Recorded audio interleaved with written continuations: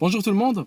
Alors aujourd'hui, j'ouvre la presse anglaise et je vois un article très intéressant qui dit que Jean-Marie Le Pen aurait appelé à mettre un célèbre chanteur juif dans un four crématoire. Textuel, je suis en train de vous traduire ce que j'ai lu en anglais. Bon, j'ai la chance de connaître un petit peu le français, donc je peux aller dans la presse française où je trouverais probablement pire, mais je peux aller dans la vidéo originale pour vérifier de moi-même ce qui a été réellement dit. Alors, le système, remarquez comme les médias du système, que beaucoup appellent les merdias maintenant, ont pris cette spécialité, ont pris ce pli de toujours traduire faux, traduire comme ça les arrange. Le lecteur anglais, lui, ne pourrait pas aller vérifier ce qu'a dit réellement Jean-Marie Le Pen. Il va prendre le mot du journal anglais. Je vous mets d'ailleurs le lien de l'article en descriptif de cette vidéo. Ça nous rappelle par exemple que pas plus tard que la semaine dernière, on a attribué des propos sexistes à Poutine au sujet d'Hillary Clinton. Il aurait dit « je ne parle pas aux femmes » ou je ne dialogue pas avec les femmes ou quelque chose comme ça en parlant d'Hillary Clinton. Et bien sûr, il a dit ça en russe et on n'a que la traduction des journalistes. Les journalistes ont bien voulu faire. Alors qu'en fait, il y a plein de Russes qui disent non, il n'a jamais dit ça. Et il a cité un proverbe russe qui dit, grosso modo, on ne contredit pas une femme. Il y a une traduction qui est très célèbre, il y a quelques années, fausse traduction également, c'est quand Ahmadinejad, l'ex-président iranien, avait dit il faudrait, ou je vais rayer Israël de la carte, alors qu'il n'a jamais dit ça. En fait, quand il y a une différence de langue, les journalistes du système profitent toujours pour faire une fausse traduction. Là, ils sont libres de dire ce qu'ils veulent.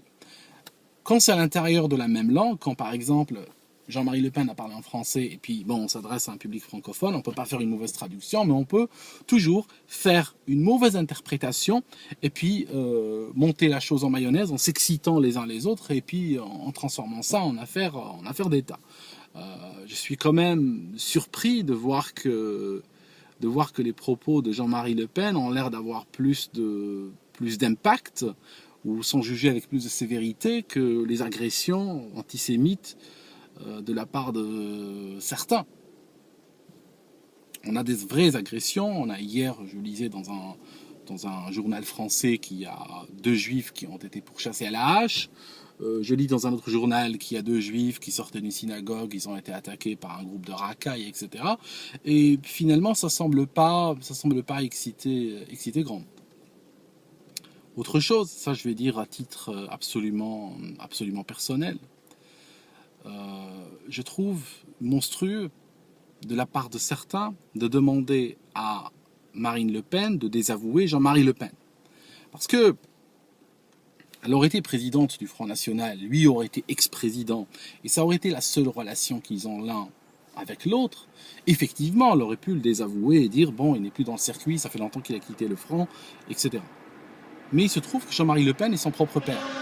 Et il faut être absolument un monstre, il faut être absolument, j'ai failli dire un Français, mais je pense que mes amis français vont comprendre de quelle sorte de français je parle, pour demander à une fille de désavouer son propre père. Il faut savoir que d'après les lois françaises et les lois de nombreux pays et la morale acceptée par l'humanité depuis très longtemps, Jean-Marie Le Pen pourrait tuer quelqu'un et cacher son corps, sa fille n'aurait pas à témoigner contre lui. Donc, je vais terminer cette vidéo en partageant avec vous un court extrait d'une conférence que j'ai écoutée ce matin. C'est une conférence donnée par le docteur Simon Epstein, qui est un Français et un Israélien aussi. Il est de l'université hébraïque de Jérusalem et il donne cette conférence au mémorial de Yad Vashem. Je pense que c'est pas quelqu'un qu'on peut accuser de faire le jeu des antisémites ou de défendre les antisémites ou de défendre l'extrême droite ou autre. Et écoutez-le parler dans le contexte de la rafle du Vélodrome d'hiver, la rafle du Veldiv qui a eu lieu en été 1942, juillet je crois, et écoutez-le parler de qui étaient réellement les antisémites. Et puis, je vous laisse avec cette vidéo et j'aimerais vous inviter à réfléchir là-dessus parce que c'est extrêmement révélateur. À bientôt. Première question. j'en ai un peu parlé. Qui sont les ministres de Vichy en 1942? Alors j'ai fait le compte et j'ai publié là-dessus beaucoup de choses. Les ministres de Vichy en 1942 sont des philosémites, ne sont pas des antisémites. Lucien Romier, qui est le plus proche conseiller de Pétain, est l'auteur d'un texte philosémite de très haut niveau publié en 1937. Catala, qui est à la fois le patron idéologique de Bousquet et un très grand ami de Laval, était de toutes les protestations contre l'antisémitisme dans les années 30, et il est membre du comité, lors de l'exposition universelle, il était même membre du comité pour la Palestine juive. Vous savez, il y a un pavillon de la Palestine juive à l'exposition universelle, il est partie du comité. Hubert Lagardelle, qui est ministre du Travail, est un ancien Dreyfusard de combat, etc. Laval lui-même n'a jamais été antisémite. En d'autres termes, et si on prend les fonctionnaires, c'est exactement la même chose.